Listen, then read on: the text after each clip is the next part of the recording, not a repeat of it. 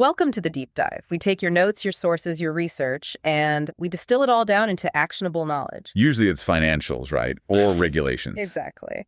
But today, we're going somewhere, well, a bit different. We're diving deep into brand management, but through this really metaphorical, almost spooky lens, Halloween-themed, actually. Yeah, it's a great setup. The research we've got uses this framework of hidden monsters that can, haunt or poison a brand's marketing and online presence. Lots of talk about cauldrons and spells. It sounds fun, but the lessons underneath are pretty serious business stuff. Oh, absolutely. Razor sharp, like you said. It's all about the fundamentals. So our mission today, identify these 3 specific threats, these monsters, and maybe more importantly, dig out the actionable spells, the fixes that the source material gives to, well, bring a brand back to life. Consider it a shortcut, maybe, to spot the pitfalls that turn great ideas into, missed opportunities. Yeah. Ghosts of what could have been, as the source puts it. Yeah, I like that phrasing. And we're not just talking surface level tips here. We're getting into the weeds on audience insight, proper content planning,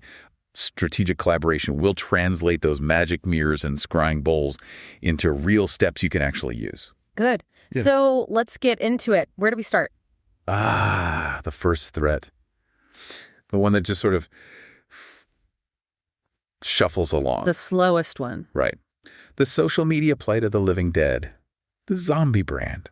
Zombie brand. It's kind of insidious, isn't it? Because it is technically active. It crawls along, throws out an uninspired post now and then. The obligatory. But engagement. Right. Meaningful response. Nothing. It's basically just shouting bronze at your audience. Not very compelling.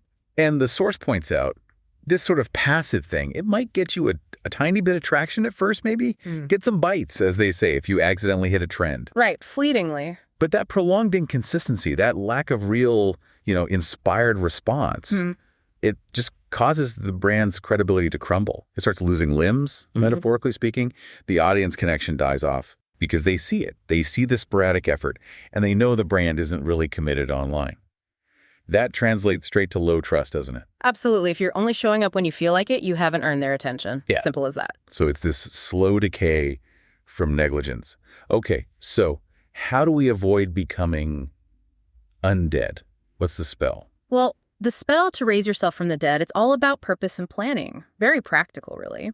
The ingredients are specific. First up, know who you're talking to. The scrying bowl. That's the audience definition piece. And, so many brands stumble right here. Why is that, do you think? They market to this ideal audience they wish they had, the super engaged, ready to buy type, but that's often not who's actually listening. So the content just misses completely. Wasted effort. Total waste. You have to look in that bowl, see who's really there, and accept it. Okay, so you know who. Then you need the magic mirror, which means picking your platforms wisely. Right. You can't be everywhere effectively. It stretches you too thin. If your real audience hangs out in, say, niche forums, pouring all your energy into Instagram is just another limb falling off the zombie, right? Focus is key. Focus scarce resources. Makes sense. And then the hourglass, the content calendar. The operational backbone. This isn't just about posting often. It's about posting relevant stuff consistently. It forces you to plan ahead. And that planning enables consistency, which seems to be the critical ingredient here. It is. Consistency keeps people coming back, and it signals to the platforms, hey, this brand is reliable. And then there's the swirl and the heaping collaboration and creativity. Yeah, collaboration, maybe through partnerships or getting users involved, that expands your reach. Yeah. And creativity, that's the hook. That's what makes people actually want to engage, not just passively see your post. So it's a pretty clear process. Define who, where, when, and then execute consistently with some creative flair. Fix the zombie. Be present. Pretty much. If you nail that, you're no longer lurching, you're actually moving. But just showing up consistently isn't the whole picture, is it? Which leads us nicely into the second big threat. If the zombie is about consistency, this next one warns that consistency is kind of useless if what you're putting out there makes no sense. Yes. The loosely stitched Frankenstein's monster. This is the marketing strategy that's just bolted together. Yeah, the monster is strategic incoherence. It's often a symptom of different departments doing their own thing, isn't it? Yeah. No central plan, no shared goals. The source describes it as this lumpen, misshapen thing, cobbled together from the foot of a viral TikTok trend and the earlobe of some metric someone heard about. It's trying to be clever, like a mad scientist. But without the actual strategy. Just throwing parts together and hoping for the best. And it just doesn't work. It falls apart. PR is doing one thing, social media is chasing trends, sales has its own focus. The parts might be okay on their own, but they're not connected. No shared nervous system, as the source puts it. Consistency here just means you're consistently confusing everyone, which is arguably worse than being quiet.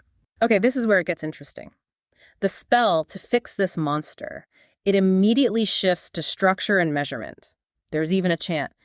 Double, double, toil and trouble. KPIs burn and strategy bubble. I love that. It grounds the whole metaphor, doesn't it? KPIs. Key performance indicators. That's the antidote right there. So metrics are the key to fighting incoherence. Absolutely. Instead of more random ideas, you need strategic planning guided by concrete metrics. KPIs force everyone, PR, social, sales, to pull in the same direction towards defined goals. And the ingredients for the spell, they focus on expertise. You need the input of a marketing pro, the eye of a designer, and the brain of a scribe. Sounds like assembling a team. Or at least ensuring those roles or skill sets are covered. It's not necessarily about hiring 3 specific people, especially for smaller businesses, but about recognizing these critical functions. Okay, break this down. The marketing pro. That's the strategist. Sets the KPIs, figures out the channel goals, makes sure the overall direction is sound, ensures everything looks and feels consistent. The brand standards, the visual identity across all platforms, making sure all the parts actually look like they belong to the same body. Right, the visual coherence. And the brain of a scribe, what's that specific role guarding against? The scribe is all about the messaging, making sure the brand voice is consistent, that customer insights are actually used in the copy, that SEO is baked in from the start. They ensure the brand isn't just looking consistent, but sounding consistent and intelligent, coherent. So it's that combination of strategic direction, visual consistency, and messaging coherence driven by expertise that stitches the Frankenstein monster together properly. Exactly. For sustainable success, not just random viral vibes. Okay, that leads us to the third, and maybe the saddest, monster. If the zombie lacks consistency and Frankenstein lacks coherence, this one lacks, well, almost everything. The lonely, invisible ghost. Yeah, this is the brand that just disappears. It's often a tragedy of a really good business, isn't it? Great product, great service, but they completely drop the ball on telling anyone about it. And the core reason cited is being too busy working in the business, making the stuff, doing the service, and forgetting to work on the business. On visibility. So they end up with no website or online presence to speak of. Vanishing into the hallways of has-beens. We've all seen it, right? You hear about a company, go to look them up, and nothing. It's genuinely ghostly. It raises a huge question. If you're invisible, how can you even track success? All the planning, the KPIs, they're meaningless if nobody can find you in the first place. You're lost on the other side, as the source says. You haven't built the digital bridge to your audience. It's fundamental. It feels like the highest stakes issue. You can't fix consistency or coherence if you don't even exist online. So the spell here must be pretty foundational.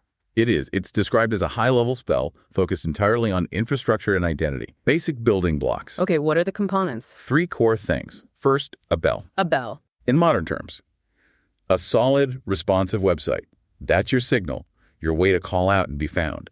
It's the destination for your traffic. If it's clunky or it doesn't work on mobile, the ghost stays silent. Non-negotiable. Got it. Website is the bell. What's next? Second, a book. This represents your core identity and strategy. A strong brand identity mission, vision, visual guidelines, tone of voice, plus a documented marketing strategy. That's your internal scripture. Without it, everything you try to communicate will be weak. Identity and strategy. The book. Okay. And the third? A candle. This is the active part. The marketing and advertising campaigns that actually light your way. They create visibility, drive reach. Even the best website is useless if no one knows it's there. You need the candle to illuminate it. Bell, book, candle. Website, identity strategy, and active marketing. Exactly. If you're wrestling with invisibility, that's your starting point. Build the foundation before you worry about, advanced social media tactics. Right.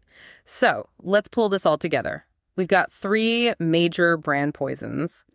Zombie inconsistency, just negligence, low engagement. Then Frankenstein incoherence, all the parts, but no strategic glue, often due to silos and no clear metrics. And finally, ghost invisibility, simply not having the basic online presence or identity. And framing them like this as monsters, it makes them memorable, right? They're cautionary tales. Yeah. Because these threats, inconsistency, incoherence, invisibility, they're absolutely real dangers for businesses today. This whole analysis is basically a map to help you avoid the mores of poor marketing. So for you listening, if you're feeling maybe a bit overwhelmed with all the marketing noise out there, or you feel like you need to stitch your strategy back together, figuring out which of these monsters you're actually up against right now, that's the crucial first step. Yeah, don't pour resources into a complex content calendar if your website is broken or non-existent, right? Yeah. Or if you haven't even defined who you're trying to reach. Identify the poison first. If you know you're a Frankenstein, maybe you need that strategist, that scribe. If you're a zombie, it's about the calendar and consistency.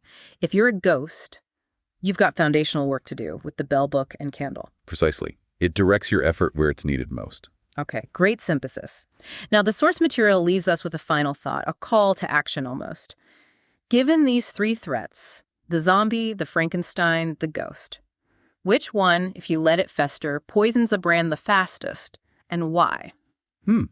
That's a good one. Something for you to chew on. Is it the slow, creeping decay of the zombie?